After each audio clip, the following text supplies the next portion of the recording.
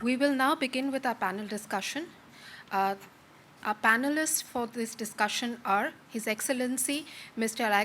Alexander Marin, Ambassador of Cuba to India, Ambassador Bhaskar Balakrishnan, former Ambassador of India to Cuba, and Professor Sonia Surbi Gupta, Professor Latin American Studies, Jamia Millia Islamia University, Delhi.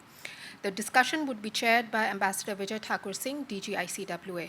I would request Ambassador Singh, DG ICWA, to conduct the proceedings. Thank you so much, and once again we resume our discussions. We thank the Minister of State, Meenakshi Lekhi, who had kindly consented to come and give a keynote address, and we benefited because she had visited Cuba just in January this year. So taking it forward, we do have two very distinguished panelists with us today. We have Ambassador Bhaskar Balakrishnan. He, of course, comes with a very distinguished diplomatic career. He has worked in several countries in different capacities. He has worked in the United Nations organizations, both in Vienna as well as in Geneva. And he has, of course, been our ambassador in Cuba. So he is the first panelist. And Ambassador, may I request you to make your intervention? Give you 10 minutes, sir, 10 to 12 minutes. The floor is yours. Thank you, Ambassador Vijay Thakur Singh, DG ICWA, Ambassador Simankas Marin, Ambassador of Cuba, distinguished co-panelists, and members of the audience. Thank you for this opportunity to talk to you about India-Cuba relations and the way forward. India-Cuba relations have been warm and friendly over the decades since 1959, and this continues today. In September 1973, Fidel Castro arrived in New Delhi on his way to Vietnam. The visit was a significant event in Indo-Cuban relations and the non-aligned movement. Since then, high-level visits have continued, and Ambassador Simankas Marin has given this in detail. President Ramnath Kovind visited Cuba in June 2018, the first ever visit by a president of India to Cuba. And visits from Cuba have also taken place at high level. I do not have time to go into snippets of what happened between Indira Gandhi and Fidel Castro in 10 minutes, but there are some interesting stories which can be told in a later day about how the two handled the crisis caused by the Iran-Iraq war and the contest over the location of the ICGEB. India and Cuba have worked together in multilateral forums. India has always voted in favor of UN General Assembly resolutions calling for an end to the US blockade against Cuba. Cuba has publicly expressed support for India's candidature for a permanent seat in the UN Security Council on numerous occasions. Both nations are active in the non-aligned movement. Cuba has been the victim of an economic blockade imposed by the US government since the 1960s, causing great damage to its economic development. Normalization of US-Cuba relations would bring benefits to the people and economy, not only of the US, but also of the region and beyond. A small number of Cuban diaspora, mainly in Florida, are blocking progress. This is a situation not just for Cuba. I think a separate discussion on the positive and negative role of diasporas in democracies would be of interest. We look forward to the day when US-Cuba relations will get normalized. Bilateral trade between Cuba and India has been low, about $39 million in 2014-15. Cuba's economic reforms aimed at encouraging private business and investment and increasing efficiency could provide new opportunities for Indian business. For example, Cuba's agro-food sector offers opportunities for developing sericulture, coconut-based products, and mango processing. Cuba's nickel and rare earth resources are important assets. While trade in goods has been below its true potential, cooperation in other sectors offers good potential. In the limited time available, I will be able to cover only a few of the important activities. Biotechnology. India and Cuba have a long history of cooperation in the field of biotechnology, including under the 2018 MOU on cooperation. Cooperation areas include vaccine development, cancer research, and traditional medicine products. There are several joint research projects underway between institutions in both countries. The India-Cuba partnership benefits from India's expertise in biotechnology manufacturing and commercialization, and Cuba's expertise in vaccine development and cancer research. The collaboration also results in benefits to people in the whole world, including in the US. Two concrete examples can illustrate this. Biocon and the Center for Genetic Engineering and Biotechnology, CIGB of Cuba, have collaborated on the development and manufacturing of monoclonal antibodies, which are used to treat a variety of diseases, including cancer, autoimmune diseases, and infectious diseases. The Biocon CIGB collaboration has been successful in developing and commercializing a number of anti-cancer and other products which have been approved by the US FDA and are marketed by Biocon in the US and elsewhere. CIGB Cuba and Panacea Biotech, an Indian company, have collaborated in the development and manufacturing of a variety of vaccines marketed in India and elsewhere. They are also collaborating in the development of new vaccines for other diseases such as malaria and dengue fever. The two companies are also working on the development of new technologies for vaccine delivery and storage. Renewable energy.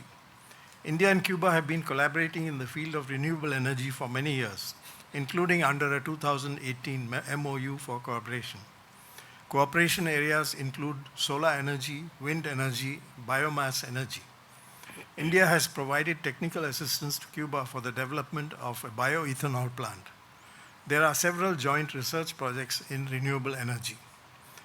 Cuba joined the International Solar Alliance in 2017 and has benefited from the ISA financial assistance for solar energy projects. In 2022, the ISA launched a major project to develop 1,150 megawatt of solar power capacity in Cuba. The project is being implemented by the Cuban government and the Indian company NTPC Limited and is expected to be completed in 2025. Cuba has set a target of generating 24% of its electricity from renewables by 2030. There is good scope for further cooperation with India in this field. Information technology. In the field of information technology, an MOU was signed in 2018. Cooperation areas include high-performance computing algorithms, e-governance applications, and AI algorithms.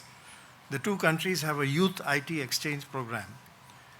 In B2B sector, India-Cuba cooperation in IT involves Infosys and TCS.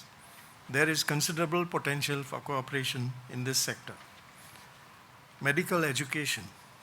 Cuba has a strong medical education system with a capacity to train a large number of medical students each year. In 2021, Cuba, with a population of 10 million, had over 100 medical colleges and teaching hospitals with an annual output of over 10,000 medical graduates per year and 30,000 foreign students studying medicine in the Cuban system. The Latin American School of Medicine is a free medical school for students from developing countries, which has graduated over 30,000 doctors from over 100 countries. Cuba could be an attractive destination for Indian students seeking high-quality medical education at affordable cost. Cuban medical schools are accredited by the World Health Organization. Disaster management is another important area of cooperation. Cuba's system has been very effective in responding to tropical cyclones and could be a model for developing countries. We welcome the participation of Cuba in the CDRI promoted by India. Sports. Cuba is a world leader in boxing, wrestling, and athletics, and its coaches have helped Indians to win medals at international competitions. In tourism, there is a scope for attracting Indian tourists to Cuba, which offers beautiful beaches and other facilities. The 355-room, five-star Grand Muthu Hotel Havana is a joint venture with an Indian company. Recently, Prime Minister Modi announced at the G20 Voice of the Global South Summit that India would set up a global center of excellence in development to share experiences in development across the Global South.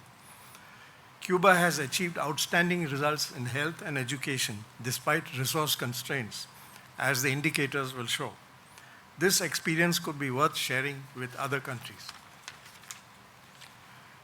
India has also launched the Global South Science and Technology Initiative, offering its experiences in science and technology to the Global South in areas such as civil nuclear energy, space, agriculture and food, digital infrastructure, etc.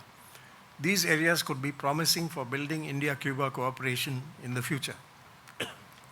I hope I have been able to give some glimpse of what it is possible to do in the years ahead for India-Cuba relations. In this time of 10 minutes, one can only cover a few sectors, but I think the topic is vast and merits a separate webinar all by itself. And these opportunities remain to be exploited by stakeholders and governments from both sides. Thank you very much. Thank you so much, Ambassador Balakrishnan. You have, of course, delineated a number of areas, which are actually quite a number that we can work together, ranging from education to medical education, to healthcare, renewable energy, sports, tourism, biotechnology. So it's a canvas that we have. So we need the stakeholders to see what they can pick up from there.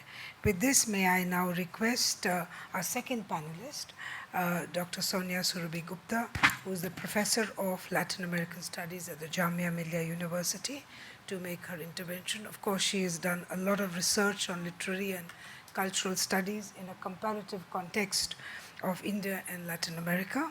And I was extremely pleased to know that she has translated an anthology of stories of Indian women into Spanish. And of course, she's got the medal from Cuba. So over to you, Dr. Sonia, 10 to 12 minutes for your intervention. Thank you so much, Chairperson, and Ambassador Sivankas, Ambassador Balakrishnan, Excellencies, ladies and gentlemen.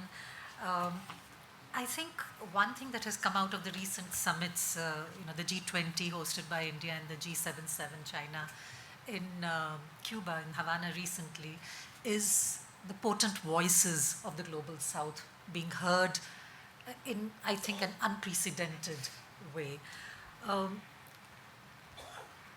I think as we assess India-Cuba bilateral relations in the context of the 50th anniversary of the very first visit of Fidel in 1973, I think it's important to remember that Fidel was not just a Cuban or Caribbean or a Latin American leader, but also a leader of global anti-colonialism. And the current rise of the Global South is due, I would say, in considerable measure to his influence. Fidel would have turned 97 this August, and for us, he's the Cuban architect par excellence of the India-Cuba bilateral relations. Therefore, I would be focusing my remarks on the enduring bond that the Cuban revolutionary leader had with India and its people, a bond which has been formed through history and through the stellar role Cuba has played under his leadership, of course, in coalescing the anti-colonial and anti-imperialist struggle across the three continents that had suffered the ravages of colonialism. It would also be opportune to remember that the 1955 Bandung Conference was basically a conference of, was basically an Asian-African initiative. And Latin America, which had gained independence in the beginning of the 19th century already, was in a different orbit. It was in the orbit of the Organization of American States with the presence of the United States and almost literally controlled by the US. The Cuban Revolution dramatically changed the situation and brought Latin America for the first time in the same orbit as Asia and Africa. In fact, from the very beginning of the revolution, Fidel and the other Cuban revolutionaries understood the importance of creating a new world order in which developing nations would have an equal say. And as we know, Che was entrusted with the job of establishing contact and dialogue with the like-minded leaders. And July 1959, just a few months after the triumph of the Cuban Revolution, Che visited India and met our first Prime Minister, Pandit Jawaharlal Nehru. And of course, as has been mentioned, this important meeting later kind of consolidated into a strong and enduring bond during the heydays of the non-aligned movement. And it has been mentioned that Indian leaders since then have, through mutual visits, through contacts, have always maintained warm and cordial relationship, and until such time as Fidel was alive, with him particularly. But aside from the relationship Fidel himself maintained with the representatives of the Indian state, there has been a strong sense of solidarity between India and Cuba in terms of people-to-people contact. In India, there is a National Committee for Solidarity with Cuba, which has been active in its expression of camaraderie with the Cuban people. Whether it was the issue of young Elian Gonzalez, the Cuban boy who became the object of an international custody battle when he was found floating in an inner tube off the Florida coast in 1999, or whether it was the campaign to free the Cuban Five imprisoned illegally by the US, Fidel was always aware of this expression of solidarity from the Indian people. And in the early 1990s, with the disintegration of the Soviet Union, when Cuba was passing through very tough times, that is when I think we saw the expression of Indian solidarity with the Cuban people. And I'm personally witness and a participant to this massive All India campaign that took place in 1992, a campaign which was headed by the National Committee of Solidarity with Cuba, when common people in India collected 10,000 tons of wheat which was shipped to Cuba. Fidel Castro personally welcomed the Caribbean Princess, the ship that transported the grain from India to Cuba, and in a speech that he gave on the day the ship arrived, which was 28 December 1992, an emotional Fidel said, and I'm citing him, "These 10,105 tons of wheat, plus the medicine that is on the way, besides what they mean as much more than symbolic benefits, express other extraordinary benefits. For us, they are 10,105 tons of solidarity, 1,005 tons of encouragement, 10,105 tons of moral incentive. They make us not only more internationalist, but also more patriotic and more determined to defend our glorious cause." End of this quotation. On Fidel's 90th birthday, I'd like to mention as an anecdote what Minister Lekhi had mentioned in her speech. So there is this journalist called K.P. Nair who happened to be in Havana around Fidel's 90th birthday, and he noticed that Fidel's house was lush with drumstick trees. And he asked the Cuban agricultural experts, how is it that, there is so much drumstick being grown around Fidel's room? And the Cuban, agricultural experts told him that, told K.P. Nair that how Fidel had become interested, just exactly as Minister Lekhi was pointing out, had become interested in the medicinal and the nutritional values of the moringa, which in Tamil I think is called, but in yeah? Moringa. Moringa. Yeah, in Hindi we don't have a word, but my cook tells me that in Bihar it's called muragam, something like that, munga, yeah. Sejal. We call it sejal ki phali, yeah. Moringa, yeah. So, in fact, also in manner of anecdote, I was reading on this Moringa connection, and in an article written by Kalpana Sundar in the South China Morning Post, the title itself is very interesting. It says, "Moringa enjoyed by India's Modi and Cuba's Castro."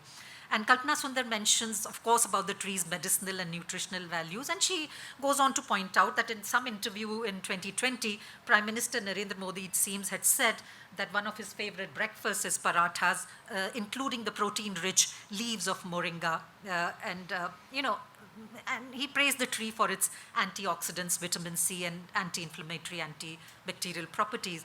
In fact, the alternative medicine sector, which is one area which has been mentioned today, which India and Cuba share a lot, and I know that it is being explored for mutual benefit. I think that Cuba is now updating its economic models to attract foreign investment, and there are great opportunities for Indian investors. It has been mentioned the sectors of biotechnology, renewable energy, infrastructure, and tourism have been mentioned. And I would certainly point out the Cuban superiority regarding medical capabilities, which became apparent in the early days of COVID-19 pandemic, and which is why I think the field of medical tourism, being a specialty both in India and Cuba, and of course in other Caribbean islands like Dominican Republic too, this is an area where the two countries ought to be collaborating. But I mentioned Moringa also to show Fidel's lesser known legacy as an environmentalist. In 1992, in a very short uncharacteristically short but very famous speech, which is called Tomorrow It Will Be Too Late, at the Rio de Janeiro Earth Summit, Fidel had lamented the destruction of nature at the hand of the humankind. And again, he was kind of saying that we need to adopt an alternative civilizational model and not one based on consumption. In his 2003 address at the UN Convention to Combat Desertification and Drought, Fidel expanded again on the destructive impact of consumerism. And I cite him again: such an economic order and such models of consumption are incompatible with the planet's limited and non-renewable essential sources and with the laws that rule nature and life. They are also in conflict with the most basic ethical principles, with culture, and with the moral values created by humankind. End of the quote.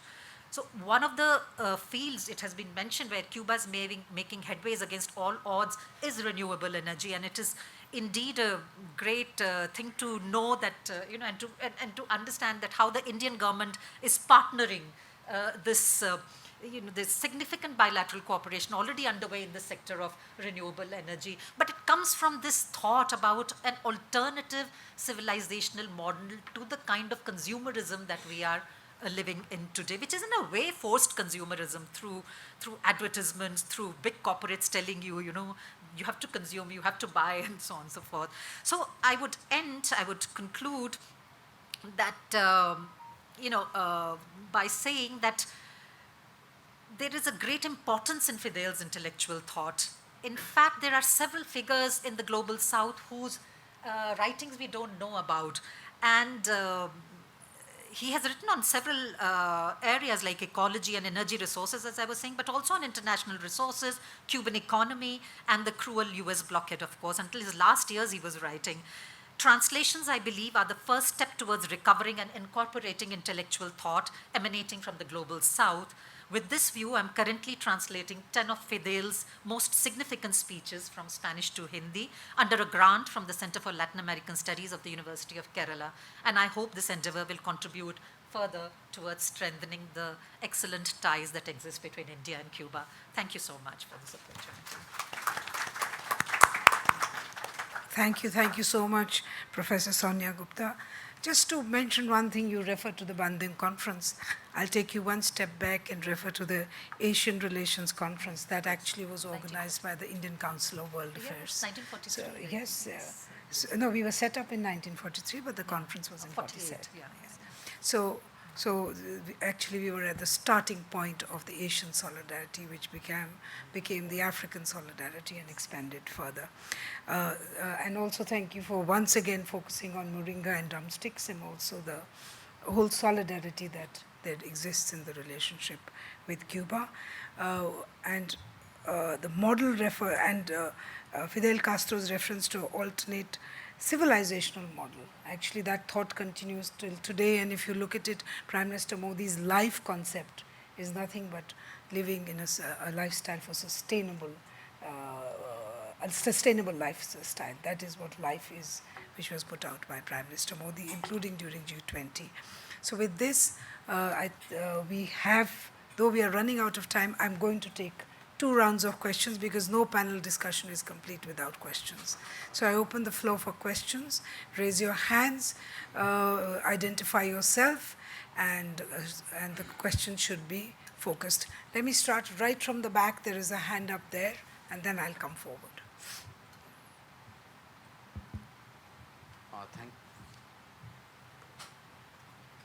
Thank you for the opportunity, ma'am. India is focusing on the development. My name is Dr. Arnab. I work out here in the Latin American division. India is focusing a lot on developing its ocean resources. Is there a possibility to identify certain areas of cooperation to develop them simultaneously, and also check the declining health of the oceans? Thank you.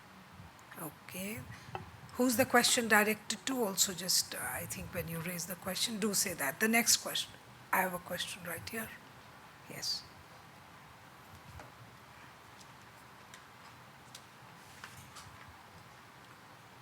Good evening, Your Excellency Marin. I would like to ask a slightly uncomfortable question, and I hope you don't mind my asking. But this is an opportunity for you to clear any misgivings which we may have read or heard through the media. So, as far as Article 91 of Cuba's Penal Code is concerned, it imposes strict punishment on journalists and bloggers who dissent. And in fact, there's no the Cuban communist regime does not tolerate any political opposition. There's a lot of censorship, press censorship in Cuba. And despite a very high literacy rate, 75%, very high literacy rate, 75% of Cubans are living below poverty. So what are your views on this and how do you explain this dichotomy? Thank you. We have a hand up there.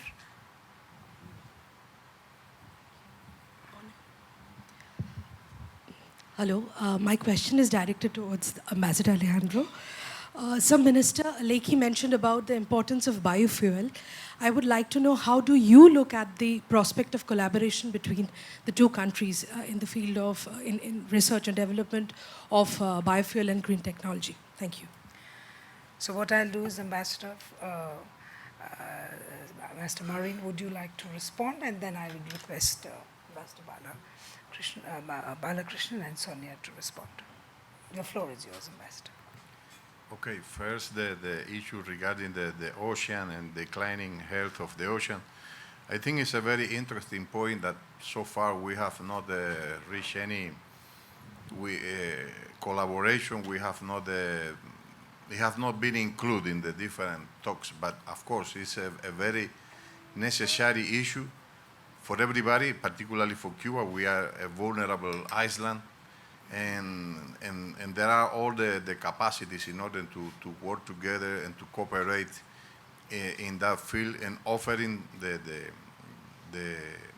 research capacities and all the necessary sources that we have in Cuba. I repeat, coming from the point that we are an island, and we are a very vulnerable island to all the climate change. Regarding your point, I would say regarding the censorship, that is difficult to find a country where there is not a censorship, including the most developed countries in the world. And in Cuba, the only one censorship in the media, in everybody, is guided by the national interest of defending our independence of our sovereignty. And this is the only one censorship and the only one, limit border to the media, the bloggers, the influence. Regarding the poverty, in Cuba, yes, we have a poverty, but it's mainly because of the situations, the circumstances we have been obliged to live for more than 60 years. The impact of the United States blockade is very high. The Cuban economy every year loses between $4 and $5 billion, which perhaps for the Indian scales is not too big, but for the Cuban economy, a country of 11 million people, is a big impact. But anyway, the human development of Cuba is very high, and when we have too much, and even when we have too less, and even in the moment of economic crisis, we have a system in which we share everything we have almost in an equitable way among the 11 million Cubans. And in that way, I can say that we have reached a very important part of the goals of the development, including overcoming the poverty, the necessary consumption of food, the free health education for all the Cubans, the free and universal education system, including high education. So I should say that if you, the issue of the poverty in Cuba is something very sensitive, because the Cuban Revolution has the one who has made the biggest, and not only efforts, the results, in order to change completely the structure, the social structure of Cuba. So this is regarding the two issues. The technology, of course, we are ready to work together and to find the different ways in that field. As I say, the biopharmaceutical sector in Cuba has a very high standard. We consume, our national health system consume around 65% of the products that consumes that are produced in Cuba. So we have a very well-developed biopharmaceutical industry and with very high level of research and development capacity. So of course we have been working, we have been exploring. A lot of projects have been done already, and we are open to wide up to different fields. Thank you, Ambassador. May I now request Ambassador Balakrishnan? Thank you. I'm glad you asked the question on ocean health. So as far as the oceans are concerned, you know, up to 200 miles, it is the EEZ of the coastal state which is responsible. Then, of course, there is a prolongation of the continental shelf, which is to be decided by UN Commission. And then there is the high seas. So there has been now a new treaty finalized on the high seas, protection of the ocean biosphere in the high seas. Just been finalized in March, opened for signature in New York. India has been an active member of the High Ambition Coalition along with France. So we are actively pushing this BBNJ treaty, as it's called, and hopefully we'll sign it and ratify it quite soon. Now, there is another problem. What are we doing with our EEZ and the health of the oceans, which we are directly responsible as the coastal state? There are two large marine ecosystems where India is the principal actor. Number 32, the Arabian Sea, and number 34, the Bay of Bengal. Not many people in India know that there are these two large marine ecosystems around India. I don't think it's ever been talked in the media. But millions of people living depend on the health of these oceans for their livelihood. So it's high time we take a look. Both these ecosystems are considered at high risk, and they need action by the coastal states involved, which is again a challenge because in the Arabian Sea, one of the coastal states is a country with whom we have difficult relations. The other side, we are happily okay because we have Bangladesh, Myanmar, Thailand, and we can work. So this is a challenge for ocean health in our immediate neighborhood, which we need to do something about. Now, on biofuels, Cuba, of course, produces a lot of sugarcane and sugarcane residues, like we also do. Biofuel technology at the moment largely depends on converting starch and sugar into alcohols. The big problem is how to convert cellulose and lignin, which is left large part of the biomass, into alcohols and useful fuels. So this is a challenge for the biotechnology scientists in both countries and across the world. It's a very hot subject of research because whoever finds a breakthrough is going to be a billionaire. So let's hope that this works quite soon.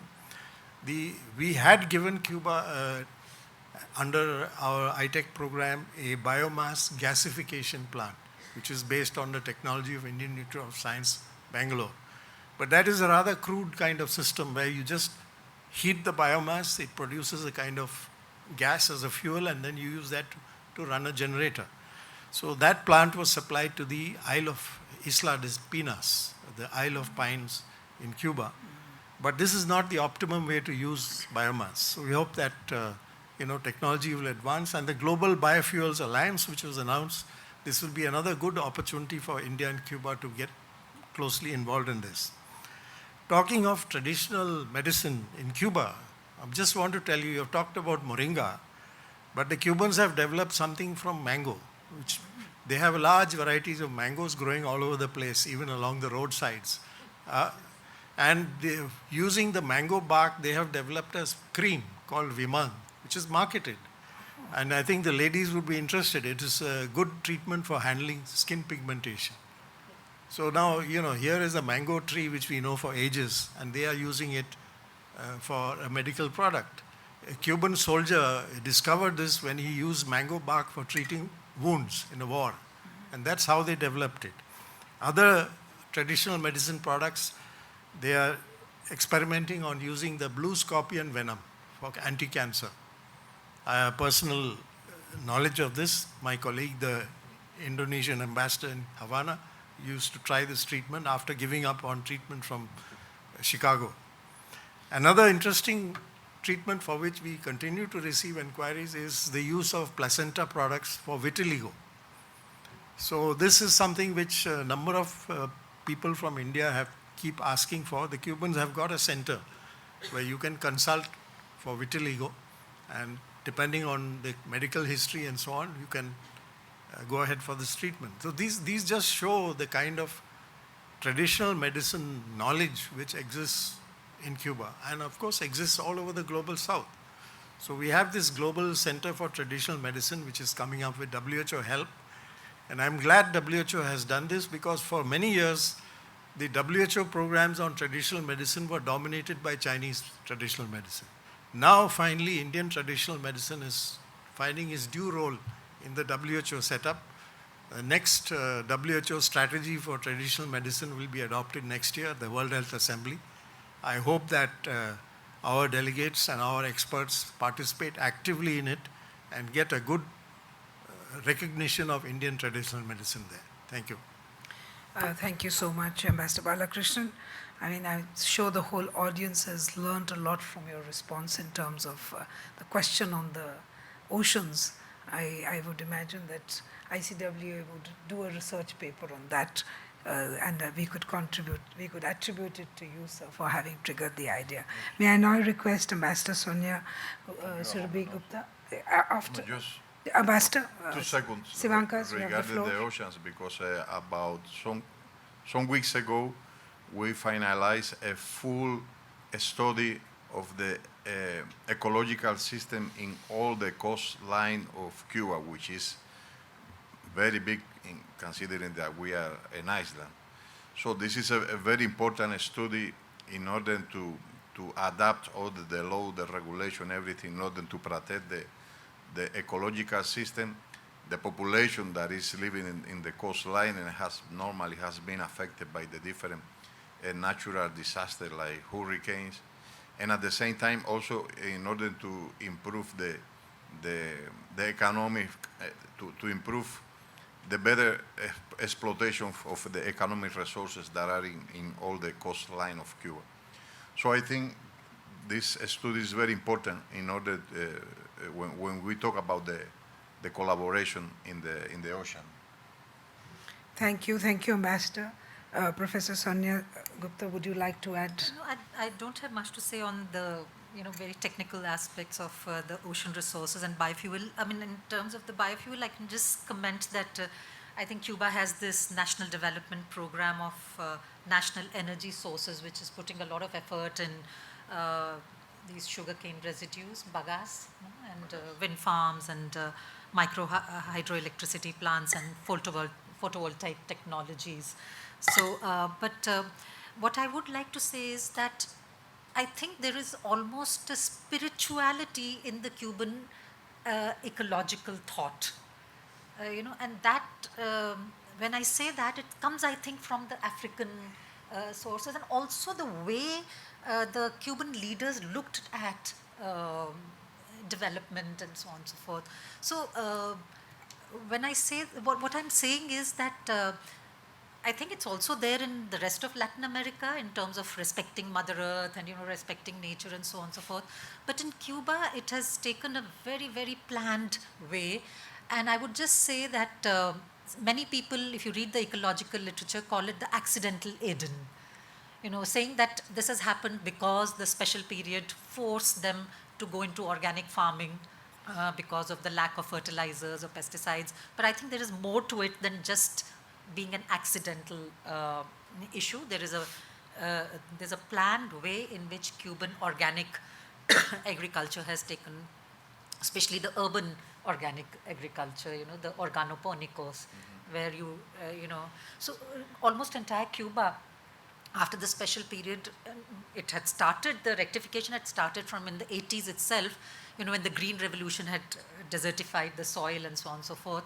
But the fact that people call it the accidental Eden means that there is some qualities of the Eden in it. The last point that I would like to say is that I read a lot of literature, see a lot of cinema, and you just have to read Cuban literature and see Cuban cinema to see the kind of critical eye the Cubans have towards their own reality and how they are able to laugh at their own reality. And that capacity which the Cuban people have of self-critically looking at them, I think is one great strength of Cuban literature and Cuban cinema. This is to you, sir. Thank you. Even though we are running out of time, I'll take two very short questions and then short answers from the panelists. I have a hand right out there. Dr. Athar, you take the floor. And one hand here, and then we close. Later. Thank you, ma'am. I am Athar Zafar, a research fellow at the Council. Thank you, sir, for your lecture. Both you and the Honorable Minister referred to the reforms of UNSC. And we know that Cuba support India's candidature. So do you see any role of Cuba in promoting India's stance with regard to UNSC reforms in the Caribbean and Latin American region? Second question here.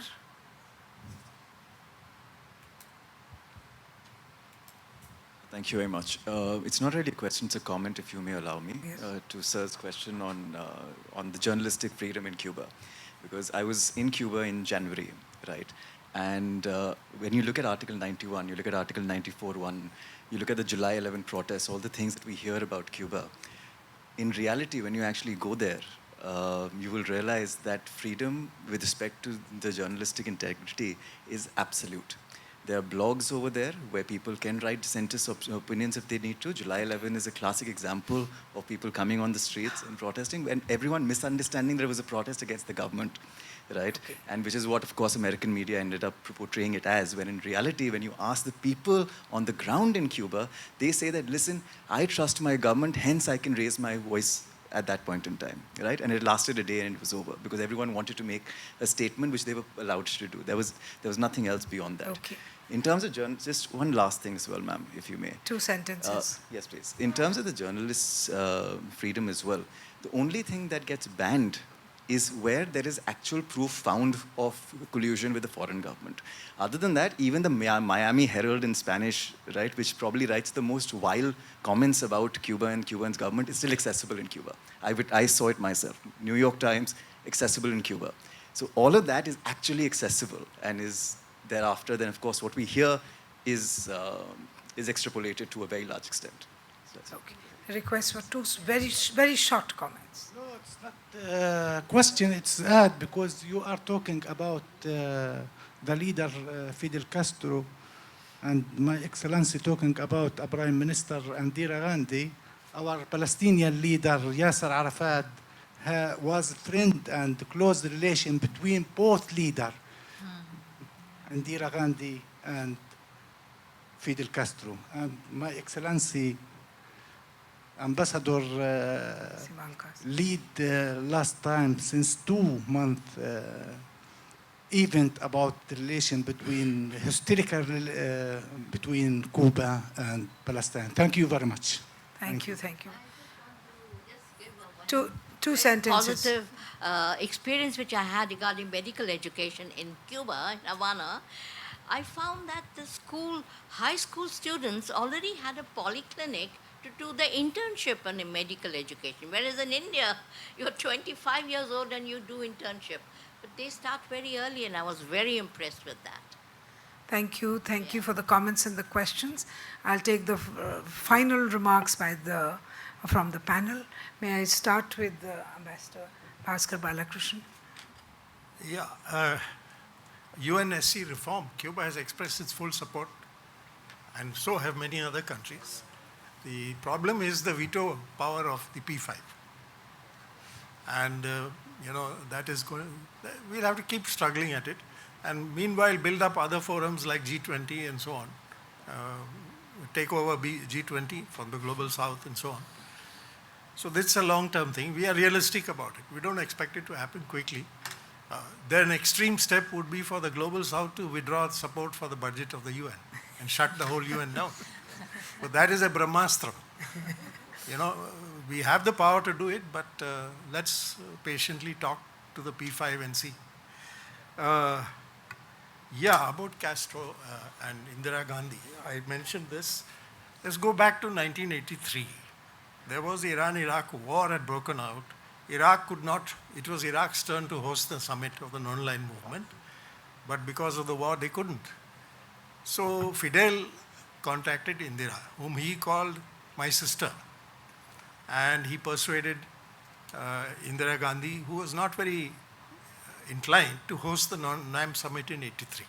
So then finally the NAM summit was held in 83. And then you're right that a 4-member group of the NAM was set up to mediate an end to the Iran-Iraq war. That was Cuba, India, PLO, and Zambia. So this group of 4 went on a shuttle diplomacy trying to end the war. Of course, they got nowhere. Then another point where Fidel and Indira had a connection was that when we were trying to get the ICGB located in Delhi, and competition was Cuba, which had a very strong biotech sector, Spain, and I think one other country. So they, Indira Gandhi apparently requested Fidel to whether they could withdraw in support of India. So that's how we got the ICGB center in Delhi. So I'll just say that, history is full of these small things which happen. Thank you, Master Simankas. Final remarks? Final.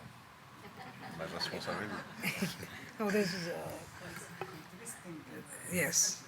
No, regarding the issues of the reform of the United Nations and the collaboration, the bilateral collaboration, as I said, we have an excellent political dialogue. We have an excellent exchange of different points of the agenda, and in most of them we have a very important convergence.